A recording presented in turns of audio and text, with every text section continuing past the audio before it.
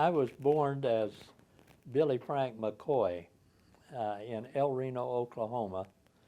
Uh, that's a very small town that's just west of Oklahoma City. I graduated from. When you born? I was born in 1930, Birthday? November the 7th, which used to be the election day. But anyway, I was born, like I said, as Billy Frank McCoy. However, uh, I have a stepfather on my father's side because my uh, real father came back from World War One.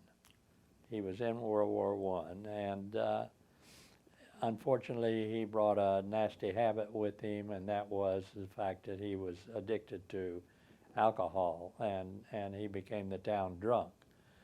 And my mother finally had to divorce him because he was not a good father or anything else.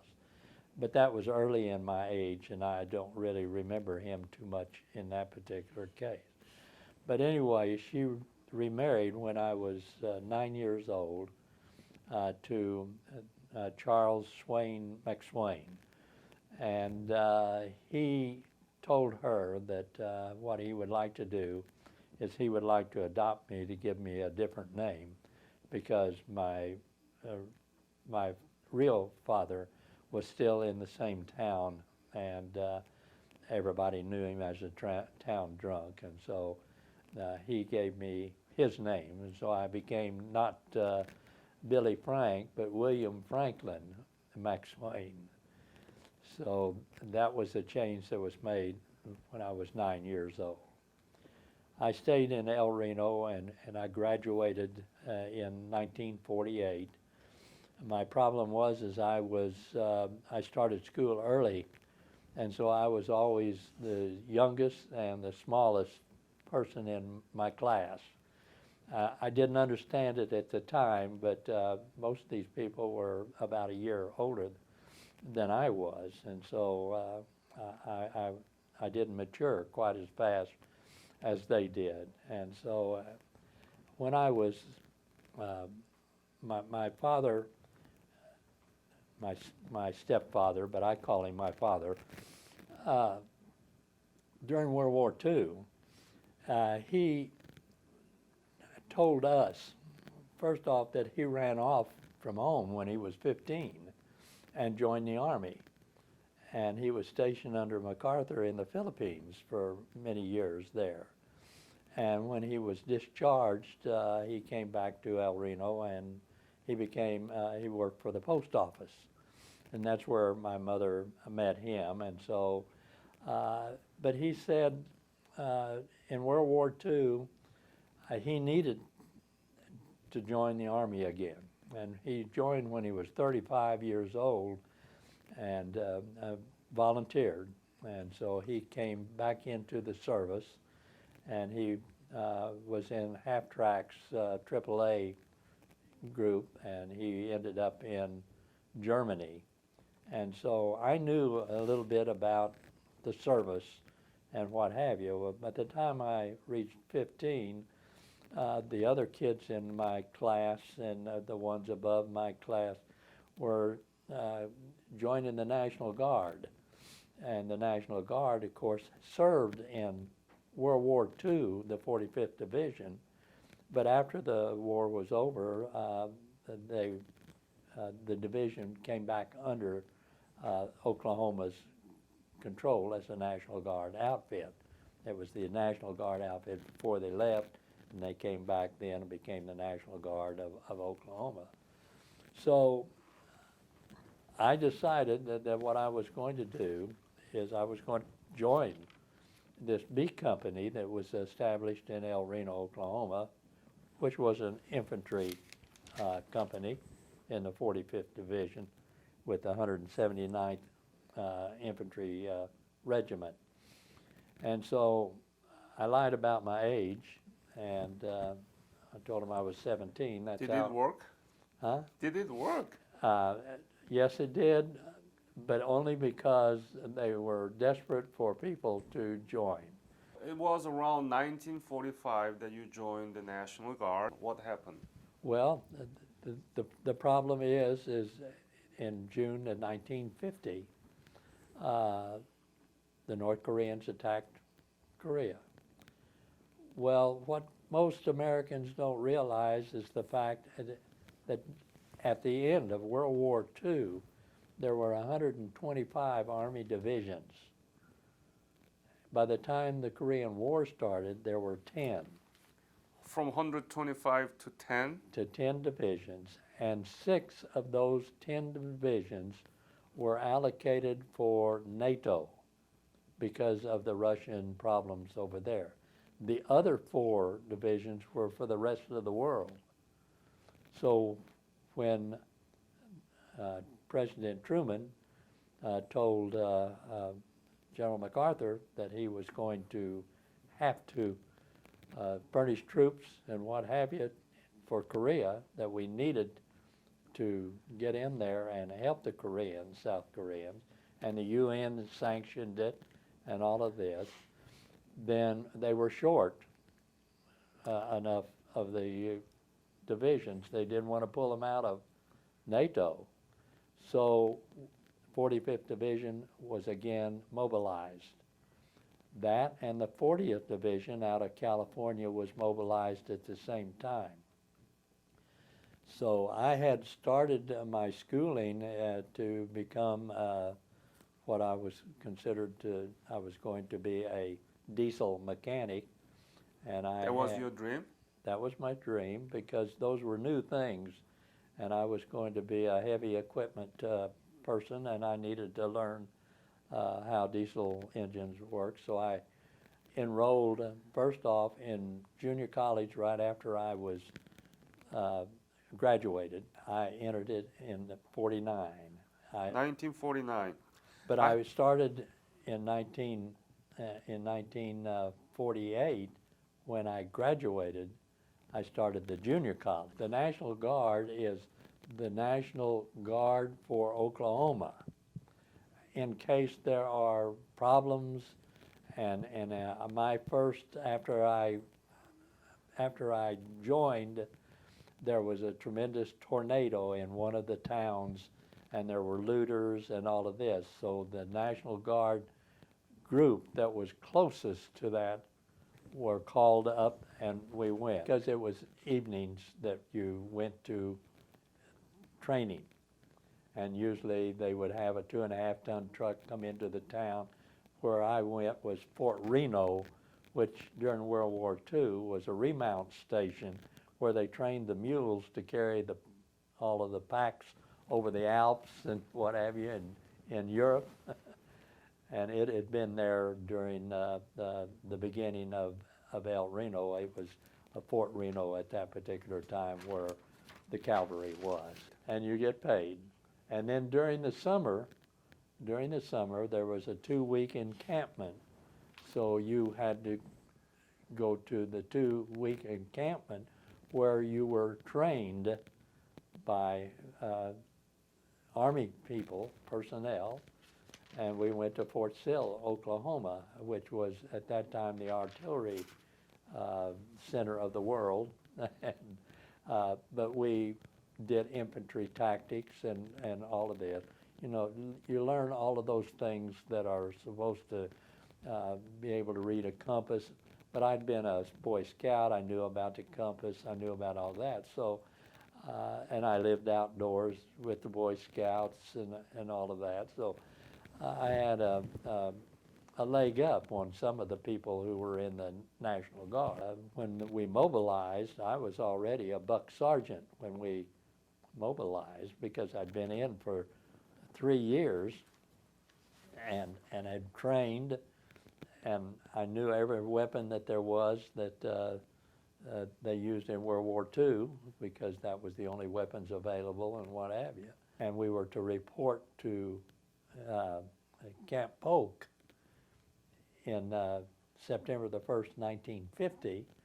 We loaded onto the train that came through El Reno and picked us up and took us to, when I got off of the train, they said, don't go to the area, stay here at the station. And I said, why? And they said, because we're going to transfer you to Fort Riley, Kansas.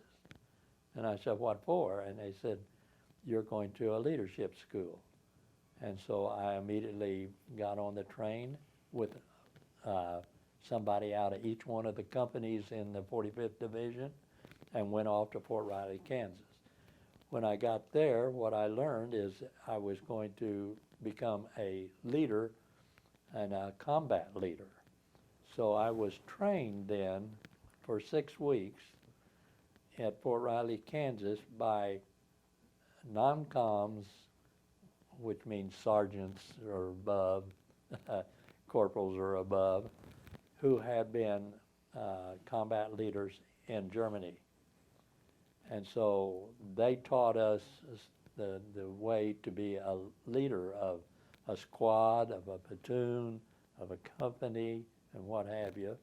And all of the things that we needed, we already had, because I already knew what a rifle was, how to fire the rifle, everything else. And so we got psychological patterns told to us about what happens when you go out on a recon patrol and one of your men go berserk. What do? And you had to make those decisions, and then they graded you on this decision. So by the time the 6 weeks were over, I had been indoctrinated very highly to be a combat leader. And so I reported then back to Camp Polk, and by that time, all of our companies had been filled in by draftees. And so here I have draftees who are 2 years older than I am, and I'm 135-pound, at that time, staff sergeant, because going to school gave me the opportunity to become a staff sergeant also, and I took over a platoon, while the platoon sergeant of that particular platoon went off to school himself.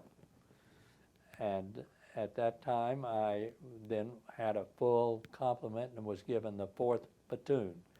The 4th platoon in a company, an infantry company, is made up of 3 60-millimeter mortars in a section, and then there's 3 57 recoilless rifles in another section. So essentially, I was over 30 men at that particular time, and every one of them was older than I was, and most of them were bigger than I was. So at that particular time in my life, I had already thought that I knew enough that I should tell them right off the bat that they weren't going to get away with anything. So my announcement was, is I picked the biggest guy that I knew out of my platoon, and I found out that he couldn't read or write. He was 6'2" and he weighed about 285 pounds.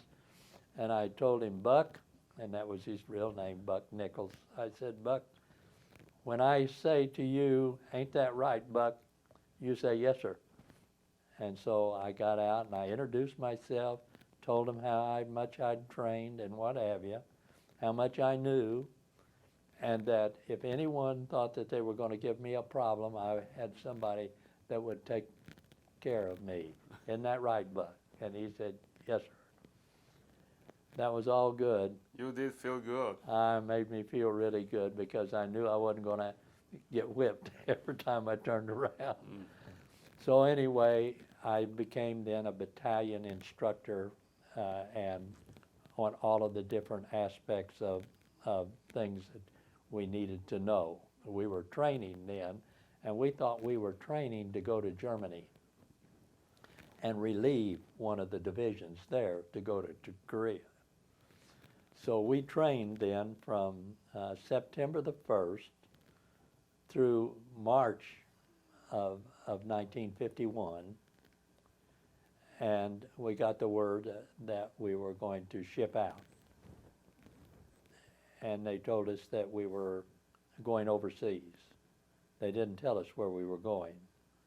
So we loaded on ships down at New Orleans, which was the closest port. And when we went by the right side of Cuba, coming out of the Gulf of Mexico, we thought, what are we doing over here? And when we pulled in the Panama Canal area, we thought, we must be going to Japan. And sure enough, they came over the speaker and told us that we were going to Japan. So it took us 30 days to go across on a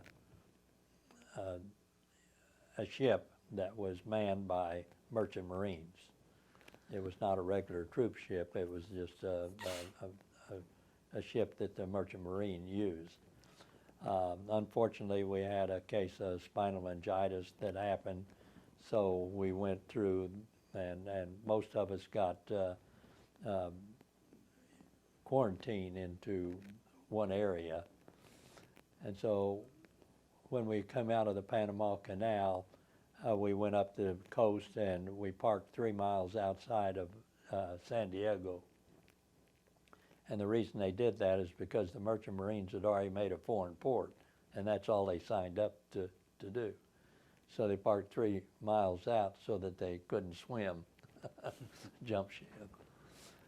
Anyway, they took the person off, and then we started back for Japan. We landed there.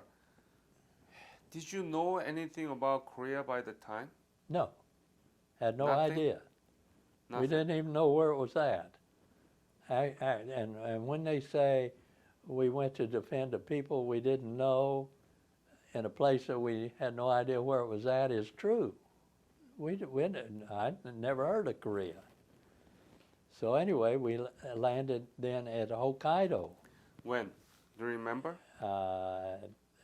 May the 1st of 1951. Month? It was a month after we had gotten on the ship in April the 1st, April 1st. 1951. Mm-hmm. We landed at Hokkaido and immediately were put on some, we took all of our equipment off and everything, and we moved into Shitose, which was a Japanese kamikaze airfield place. And we then began training, very good training. What kind? We were training outdoors in going on maneuvers and all of this kind of stuff. We were learning how to act as a team. While we were there, we lived in pup tents because they didn't have barracks and all of that enough to handle a full division. So while they built 5-man squad tents, we lived in pup tents. And so most of us learned very quickly how to dig a hole and put a pup tent over it, so we had a lot of room in there. And we learned that our people that we were rooming with, we learned close combat with those people. But anyway, as it turned out to be, the National Guard people were hated by the draftees because we had all of the rank, but they were older than we were, most of us. And so it made for camaraderie not being too swift at that particular time. But as we trained, we found those who knew how to lead and those who didn't know how to lead. So General MacArthur, was relieved of his command, and General Ridgway came in. General Ridgway made the statement that he did not want any National Guard troops in Korea. Why? Because he didn't think that they were strong enough, and he didn't think that they were trained well enough. So we happened to go on a full-scale maneuver we had aggressor forces and everything that we had to go against. And Ridgway happened to know that the governor of Oklahoma was going to be in Japan witnessing this thing. So he came to see what was going on. Wow. He went from regiment to regiment to see what was being done. By the time he had witnessed a lot of the things that were going on, he decided that there was no better well-trained troops than us that he had in his whole grouping over in Korea. Meanwhile, the 1st Cav Division had been wiped out pretty bad with all of their officers and what have you. So immediately we were told, you're going to Korea. Meanwhile, I went to Camp Gifu down on the main island to a chemical, radiological, and bacteriological warfare school. So I became the CBR non-com of our company when I went through that school and went back. When I got back, I found out that we were going to Korea, and so we went to Korea. When was that? When did you arrive? Where? We left Japan on the 10th of December, and we landed about 3 days later at Incheon, and we were put on a train, and these were old open car, no windows, no anything. In December. In December, and we were taken right past Seoul on up north of Seoul, and we came to a area where we disembarked the train. All of the division was in that area, and so we had our little area where we were living in tents once again. And on where was that? That was up around the Chorwan Valley, up in the mountains areas. And what happened is we were told that we were going to, my company and my regiment were going to relieve the 65th Puerto Rican outfit, who were attached to the 1st Cav. And so Christmas Day, all of the non-coms loaded up into 2.5-ton trucks, and we went to the front to find a reconnoiter where the 65th group was and what have you. What a Christmas. Well, not only that, but let me go ahead a little bit. What happened is I was, of course, going to find out where to place my mortars, my 57 recoilless rifles, and all of this. So I went up to the certain company where we were going to replace. B company was going to replace this company of the 65th Puerto Rican outfit. And remember, they don't speak English and we don't speak Puerto Rican. Anyway, from then on, then we moved back up on the hill, and we stayed up there. And the first night we were up, we got the loudspeakers came over and says, "B company, tonight you die." And so we were all ready, and we all were told, when the sun goes down, fire your weapons. And most of the weapons didn't work because they were frozen. Oh. The oil in it, so they didn't do the way they should have done. Uh-huh. And we were all freezing anyway because we were out in the cold, you know. It was, and we didn't have a good cold weather gear yet. So anyway, and that was our first deal. I lost one of my friends and all of that. So then, when they told us that we were going to have to take Old Baldy, we did some observations there, and we suddenly found that there were quite a few holes in the front of the hill as you went up it, and we couldn't figure out what in the world that was. And so somebody finally figured out that what it is the Chinese had dug deep into the ground and then dug over there, and they opened a little hole, and if you were coming up the hill and your shadow went across it, they'd fire a gun and kill you.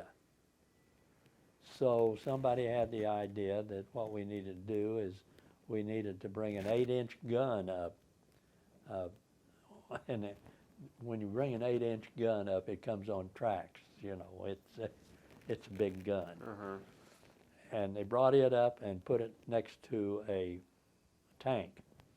And the tank would then fire at the hill, at the hole, because you could see a little bit different, because if there was snow there, and usually there was snow there, you'd see brown snow. Yeah. So they fire, and then they were supposed to pass on the information of where they'd set their gun up to that 8-inch gun, and then they would fire, and they put a 5-second delay fuse on this HE round, high explosive, and it'd bury into the ground. So that was what we were going to try. So one of our squads out of the 1st platoon was told, you're going to go up on the hill after we do all of that and find out whether or not there's a problem, if we've done any damage. You've never witnessed anything like sitting underneath where a shell comes above, about 50 foot above you, and goes right across and hits the mountain that's only about 200 yards away from you. So the first round that the 8-inch gun, there was no problem with the tank. The tank fired and we could see where it hit, and then that 8-inch gun fired. You could actually see the shell coming across. They're that big around. They're big. Boom, boom, boom, boom, and into the ground. And then the time delay sets it off, and we got rocks and everything thrown back on us there. So we had to dig a little bit deeper in our holes and what have you. We fired about 50 or 60 rounds of that. Then we sent the people up. I was observer for my mortars and for the 57 recoilless rifles, so I had binoculars, and I was in a hole on the front of the hill, and my mortars were back on the back side of the hill where they don't see them and what have you. 57 recoilless rifles couldn't be back there because they're direct fire, so they were set up for a direct fire. You could see them, and they were higher than us by 23 meters, you know. So anyway, everything went fine. The squad got up there, and all of a sudden we'd see a Chinese pop up out of a hole, and our person would, you could see him aim at him, and the Chinese would aim at them, and then they'd turn around and go, he'd go back down in the hole, and this guy'd run off over here. It turned out to be their weapons were failing. We were lucky. So anyway, they finally got information about the Chinese had gone on the back of the hill and let us fire all of those rounds and everything. And then when we stopped firing, they came back in through the trenches on top of the hill. And so we didn't obliterate that mountain. We didn't cause it to cave in on all of the trenches that they dug inside and all of this stuff. So they were told to come back off of the hill. Well, I got a call from the squad leader saying we can't move because we got a machine gun that has got us pinned down. And I said, well, I don't know where you're at.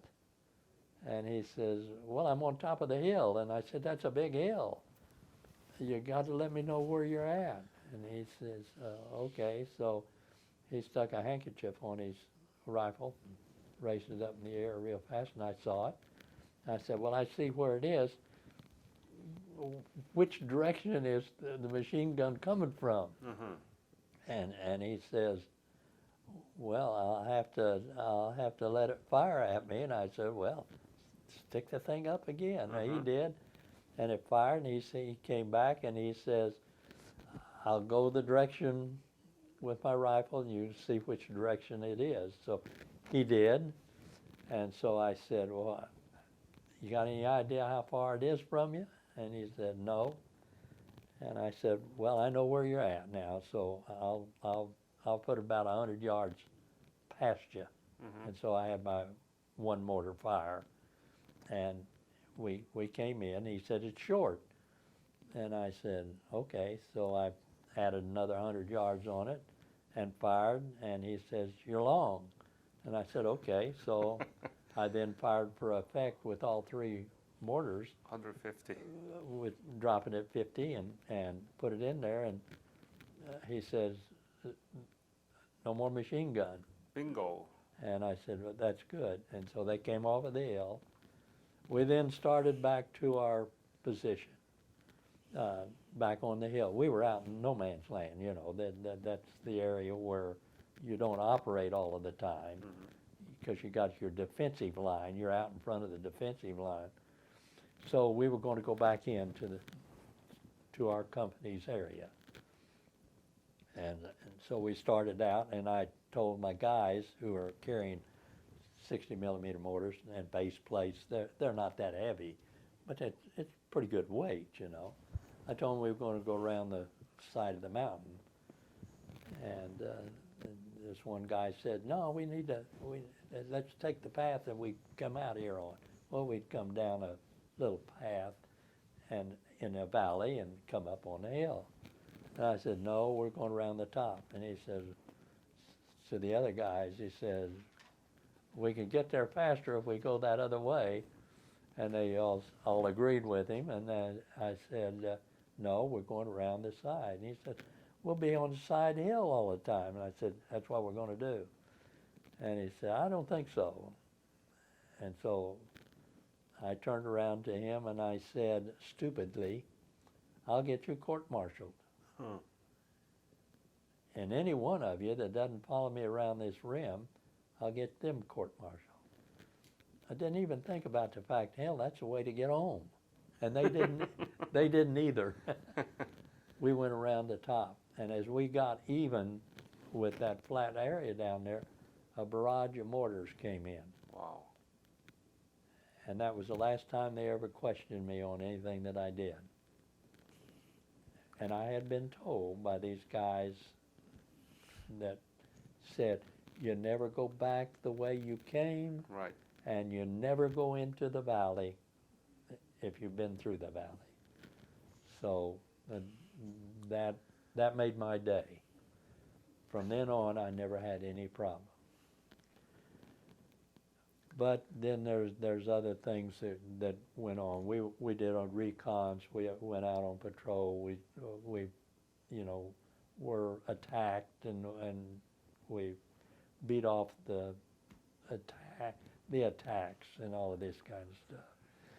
But it got to be pretty bad because that hill had been taken and then the Chinese had taken it back. Even the hill that we were on had been taken by the Chinese. And so I sat down one time to eat my meal of beanie weenies and all this stuff, the sea ration. And I was sitting there, and there was something kept hitting me in the butt. Huh. And so I moved over and took my bayonet, and I started to dig. I thought I had a part of a rock there, and I dug it a little bit. It turned out to be a foot. Oh, human foot. Yes, a Chinese foot. Had sneakers on, so I knew it was Chinese or North Korean, one of the two. And so I got to thinking that, man, boy, this summer is going to be bad because they were frozen. Well, anyway, later on, we found that in the summertime, we just take lime and throw it on it, and it eats the flesh off of the body, and the stink goes away, and all of this stuff. So you suddenly start finding out that there's places that you don't really want to be, but you got to be there. You know, the rats and all of this kind of stuff run over your face in the bunkers and all of that because we're in their place of abode. And you got bugs, and fortunately we didn't have any snakes or anything like that. I don't know if Korea's got snakes or not. We do have snakes, Do but you? out of that bombshell, no. No. They're smart enough not to be there. Yeah. Well, anyway, so my time was spent, and there was a lot of good times, and there were a lot of real bad times. And I noticed this body sitting on a stump, and I couldn't figure out what in the world. When we went out, we saw it, but it was frozen. You know, it was just sitting there. So when we came back in, I let them go on back in through the wire emplacement and all of that. And I went over to look at that. And I didn't want to get too close because they booby-trapped themselves, I mean, their own people. And so his back was to me. And I couldn't tell whether it was Chinese or what have you. So I went around to the front, and that was my first time to really see somebody that had his part of his face and all the way down here, his guts were hanging out on the ground frozen, and organs was laying out there. I threw up about 3 times right then, and then I got the dry eaves, and I, you know, I was sick as a dog. And then finally, I got to thinking about this thing, and better him than me. And so that was the last time that I ever worried about looking at something that was terrible to look at. There's nothing worse than frozen. I mean, they were just cast out of his body. So anyway, I get cold chills even when I say that, because it was terrible. But after that, I never had a problem after that until summertime started coming around. 1952. No, it's still, this is 1952. Right. What happened is, where we were at, we thought we were okay, that there wasn't any booby traps or anything around. And one of the guys walked out of his bunker, and the ground had warmed up, stepped on a bouncing Betty, and it went right up between his legs and went off in his stomach. Just tore him all to pieces. Finally then I got out of the place. I mean, I was told I was going home. When was that? That was in 1952, in June 1952. I had been there 6 months, essentially. I was on the line the first time for 8 weeks. By the way, I didn't have a shower. I didn't have a bath or anything for 8 weeks. And they finally brought a shower bunch up on the back of the hills, and we walked down there and took a shower. You take off all your clothes, you wear your dog tag, you go through and they give you a hot shower, you go out the other side, and they douse you with DDT in this particular case, give you new clothes, new shorts, new fatigues and socks and all of that stuff, which may fit and they may not. And then you go back, get on the truck, and they take you back a little ways, and then you have to get down and climb the hill. I couldn't climb the hill. I'd taken a hot shower, and it just sapped everything out of me. I thought, well, I should have stayed dirty because I at least had some strength, you know. So then we went into a blocking position after the next time we went up, and I stayed 6 weeks. We went into a blocking position which just means it's between two mountains, and you don't want somebody coming down the path, but it's usually way back. I've seen combat, and it's not a good way to be. Some funny things happen, a lot of sad things happen, but I was never really affected by death. And I never lost one of my men until I got a letter after I was home, and my messenger got killed. What date you came back to the state? It was June the 15th. Of 1952. Uh-huh. So that was the happiest moment of your service? That was, no, because what happened is I really hated to leave. These guys were mine, you know, and I didn't want to go off and leave them. But anyway, when they talked to me and told me, "You're going home," we had just gone on in reserve, and we dug a big pit, and we had beer. And of course, I was still a young guy and all of that. I couldn't hold my beer and all of that. But anyway, all of these guys sat out with me, and we drank our beer and threw the cans into the pit, you know, and we all got drunk. It took me 15 days to get home.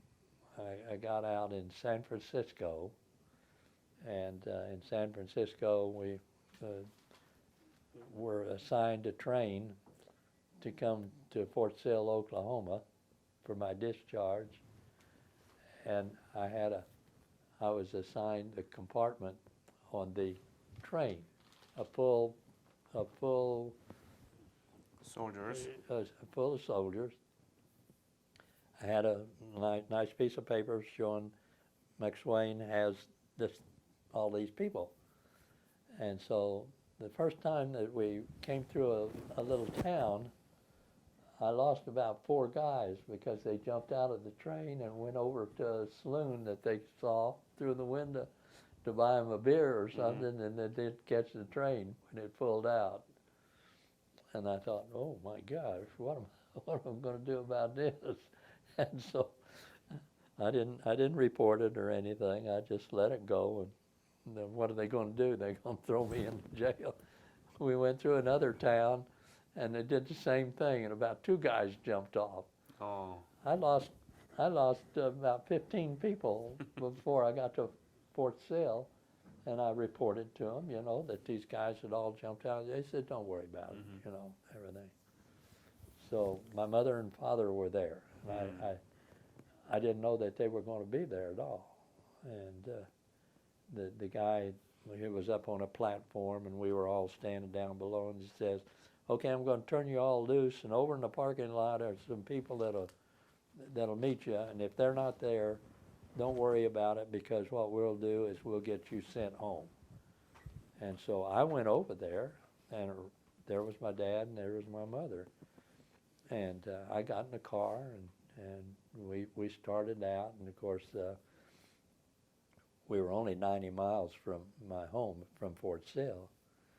And I got about 3 miles from the town, and I could see the mills. You know, every little town in the central part have flour mills and all of that stuff, and especially if there's farmland around there. And then the big water tower, you know, for the city's stuff. And I teared up because I knew I was really home. And I think my mother thought something was wrong with me. And I told her, "No, it's just one of those things. I do that every once in a while." So got home. I went into the house, and there was a black box sitting over in the corner. And I didn't remember that, because when I left home, you know, I knew what the house looked like. And I said, what is that? And they said, it's a TV set. And I said, well, what's a TV? Mm. Because when I left, there was no such word as TV. I guess there was in New York and up in there because they had stations, you know, and all of that. But I'd never heard of it. Not in Oklahoma. No, not there. Anyway, I said, well, what does it do? And she said, well, go turn it on. So I went over and turned it on. And, of course, we'd driven from me getting in about 10 o'clock there at Fort Sill, and by the time all of the talk and everything, it was about a 2-hour drive home. Well, it was 6 o'clock p.m. So I turned it on, and the news came on. And there's this guy, and at that time, the news only lasted 15 minutes because they didn't have the weather and all of this kind of stuff. And so I watched 15 minutes of news. They did not say one thing about the Korean War. And I thought that was very peculiar. I thought that everybody knew about the war, but I found it, they didn't care about the war. They didn't like the war. American people didn't like the Korean War because we lost a lot of people, and they didn't know what good it was going to do. And I went to work the day after I got home at the RIP track for the Rock Island Railroad. They had to take me back because that was part of the deal. If you were in the National Guard and called up, then they had to freeze your job and everything. So I went back down there. What is the most important agenda for the Korean War Veteran Association now? Okay. Well, to begin with, I looked for my people. After, in 40 years afterwards, I decided to find these people. And I found a bunch of them. I found 265 of the guys that I served with. Okay. I started having reunions. I ran into the fact that there were people out there that had served after I left, and I didn't know him or anything. One guy I met in 1995. I went to see the statue, the memorial, our memorial there in Washington, D.C. It was dedicated. And so I drove up to Washington, D.C. to attend that. While I was there, I was walking down a path that led to the Vietnam Wall, and about 5 guys came out. I had on my blue hat, infantry blue hat with a Thunderbird on it that is up in the front with B Company, 179th. And this guy came by me and he stopped and he says, "You in the 45th?" And I said, "Yeah." And he said, "Well, so is this guy over here." And I said, "Oh." I said, "What outfit were you in?" He said, "I was in the 179th. And I said, "Well, I was in the 179th. I said, "What company were you in?" He said, "Baker Company." I said, "I'm in Baker Company." I said, "What platoon were you in?" He said, "I had the 4th platoon." I said, "I had the 4th platoon." I said, "I was a section leader." And he said, "So was I, of the mortars." And I said, "When were you there?" And he said, "End of 52, end of 53. And I said, "Well, I was there in 51 and 52. And he says, "You ever heard about the KWVA?" And I said, "Who's that?" And he said, "Korean War Veterans Association." And I said, "No." He said, "Well, I'm from Rochester, and I belong to the KWVA." And I said, "Well, send me some information. And by the way, I'm going to have a reunion. Why don't you come to the reunion? It's all B Company, but there's some people that I don't know, and I know you now. Why don't you come?" He said, "I'll be there. Just send me the information." So I did, and I joined the KWVA. Well, I got a little notice about a year after that that says, would you like to form a chapter in the Dallas-Fort Worth area? And so I called and said, yes, I would like to help start a chapter. So he came back and said, what position would you like to have in the chapter? And I said, well, at that time I just said, I want to be the secretary.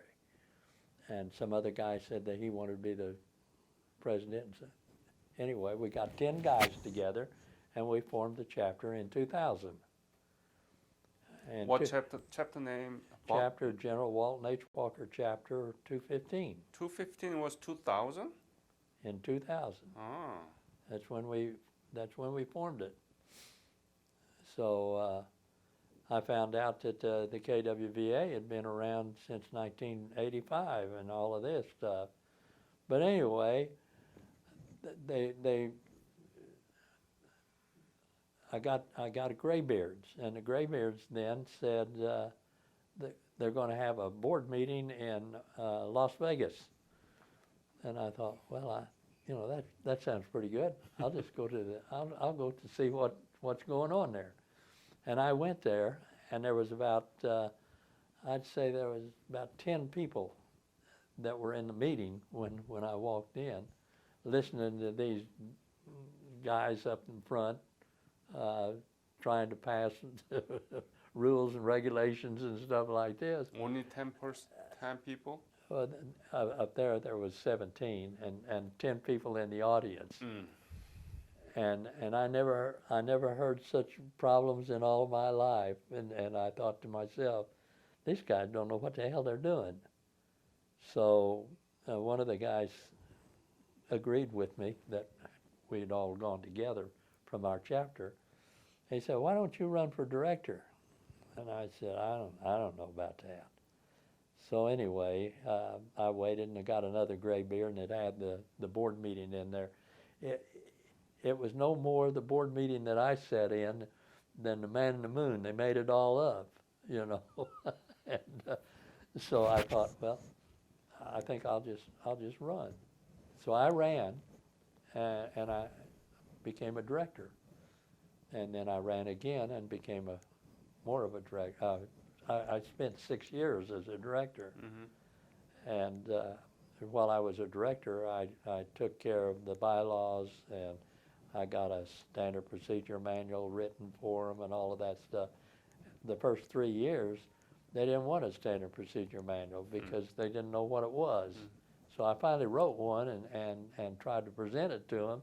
And they wouldn't even give me a second to pass it, So I finally waited, and the last meeting that we had with that regime of Harley Coon and them, they passed my standard procedure manual because they wouldn't have to follow it. What year was that? 2004. Well, I got elected in 2002. That's when I first started.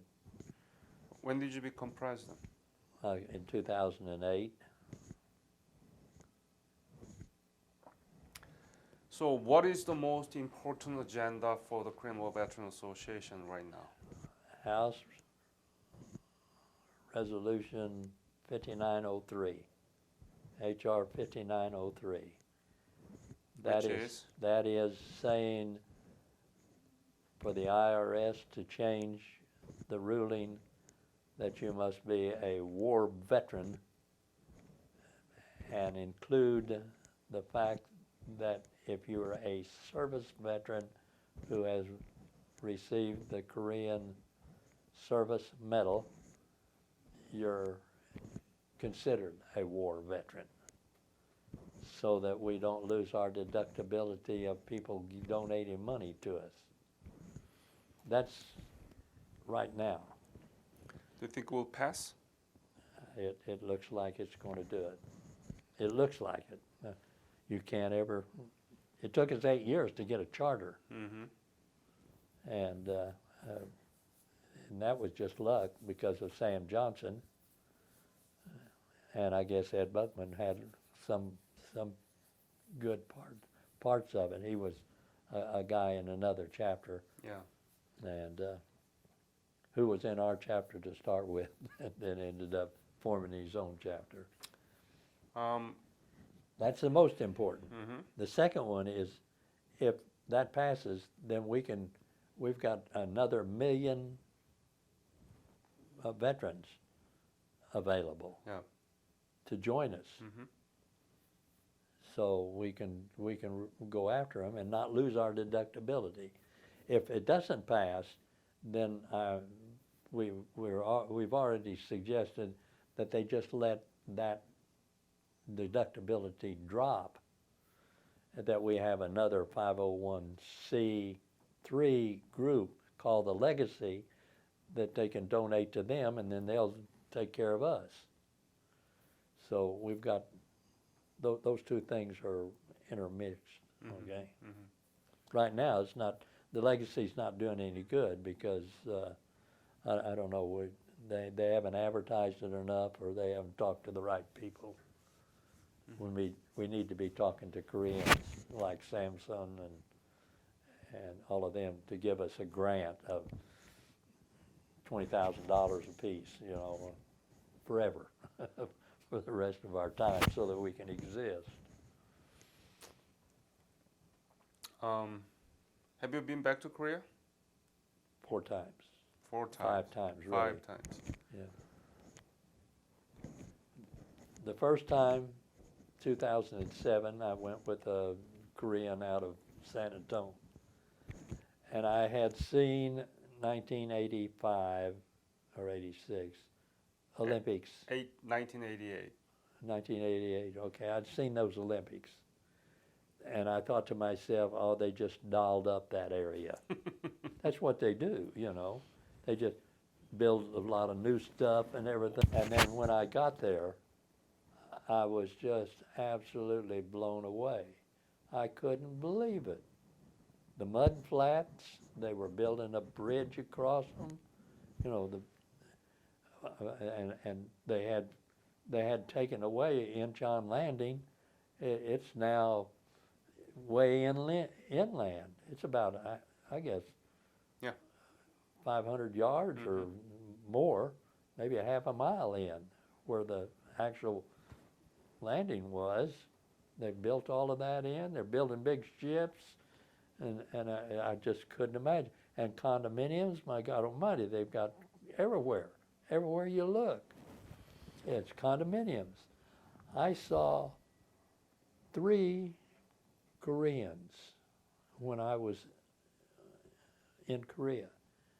Old men. Well, they weren't old men. They were probably 40, 45, because we used them to bring up our food, and bring up our ammunition and stuff like that. And I never saw a woman because I was never anywhere to be able to see that kind of stuff. And so here were all of these kids walking down the street with Levi's on and all of this stuff. And the cars, my God, there was cars everywhere, but they were all Korean cars.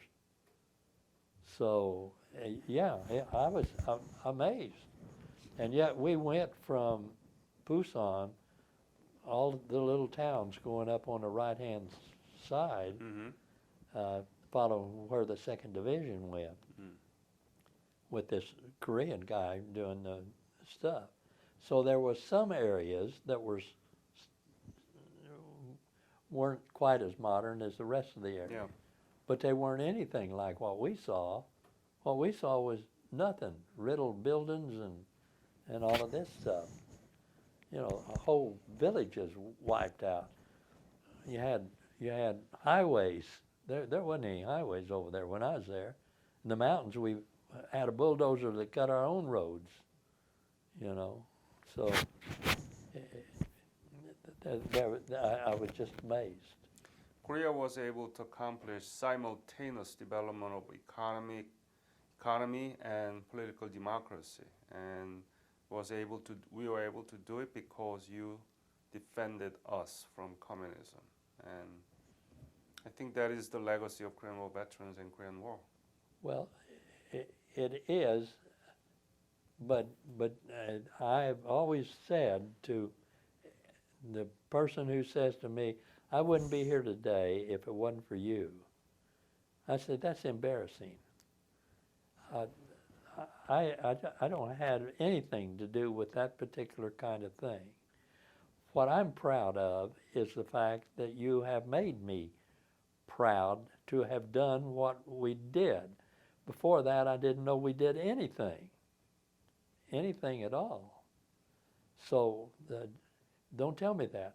And I had one 18-year-old who said to me, you know, I always told him it was because of your schooling, your education, and intellect that made this happen. And he says, you don't know what you're talking about. And I said, what do you mean? He says, it's because we're competitive. And I said, well, I know you're competitive. And he said, we hate the Japanese. And I said, I understand that. And I understand why. He says, yeah, but we're going to beat them. We're going to be the best and better than they are. And I said, well, that's true. So maybe that is the reason that you've done that. Because you all had a lot of troubles at the beginning. I mean, you had so much graft going on that it was just pitiful, you know. there was a lot of problems with your presidents and everything else. But you worked through all of that. And, Yeah. And you've got Christianity is blossoming over there. It really is, and they're real serious about it. Mm-hmm. Since I made a presentation at the Boston Convention 2011, we doubled up most of the interviews and artifacts that we have collected from Korean War veterans. And in conversation with the chairperson of Taylor America program, that how we can work together, Taylor America program and Korean War Veteran Digital Memorial. What do you think is that we have to do to pass on this legacy of Korean War and Korean War veterans to our younger generations?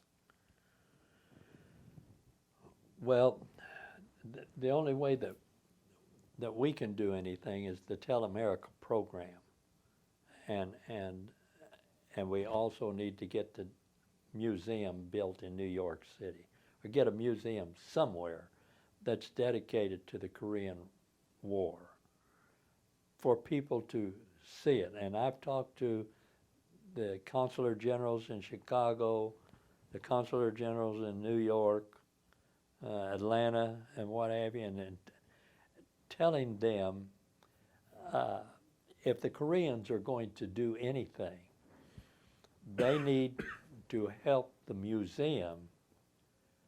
And the way you can help the museum is you can tell them you want a special place to show the American people what Korea was in 1950 and 53, because they still have this image of you starting from the Olympics. And when I was there, you weren't anywhere. I mean, there was nothing. You were so backwards in, you know. I said, I have to prance across the rice paddies with a junk in it, you know. we learned how to do that in Japan because they use human waste and all that stuff.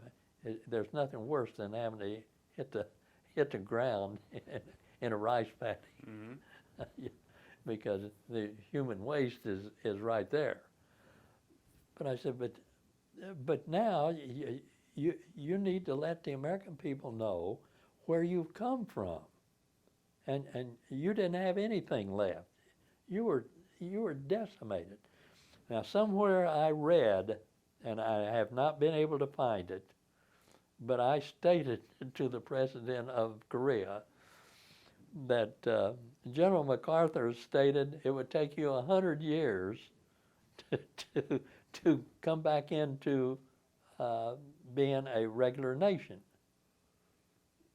And he's used that. And I got a call one day saying, where did you get that quote? And I said, well, I'll tell you in a little bit. And I have looked everywhere, And that's not a figment of my imagination. I even called the museum in Norfolk and asked the curator of the General MacArthur's museum, Mhm. do you have that quote? And he says, I can't find anything that says that. Mm. So I don't know where I got it from, but it's out there somewhere. But anyway, the Koreans need to show America, people, where they've come from and how fast they got there. And you can't just say it, you got to show them. So they need a wing in the museum that shows the old dress, the old buildings made of straw huts, you know, not all of these good places that you got. How the farms operate and everything, you know. American people just don't realize that you've done anything because they've seen the Olympics and they've just taken that as being, well, they're modern. And they started from modern. Now, every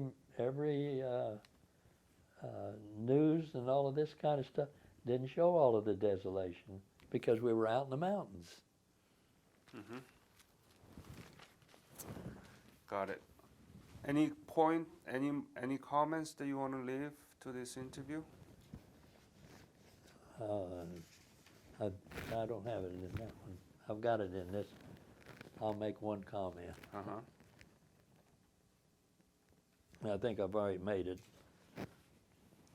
Korea's freedom was not free. However, every Korean war veteran and Korean service veteran who has fought or defended South Korea after the armistice can now be proud of their service.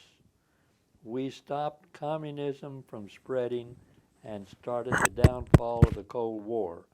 The proof lies in the fact that communism never started another war, nor did it ever take over another nation after the Korean War. We also can be proud by just looking at Korea today. It has taken the freedom that we maintained for them and built a strong nation on our sacrifices.